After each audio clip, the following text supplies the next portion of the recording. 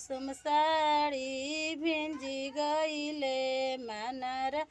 परिछाई गईले कवन देई के बनारसी साड़ी भिजी गईले मनरा परिछाई गईले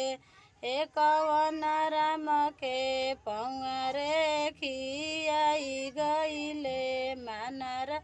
परिछाई गईले कवन भैया के पौरे खियाई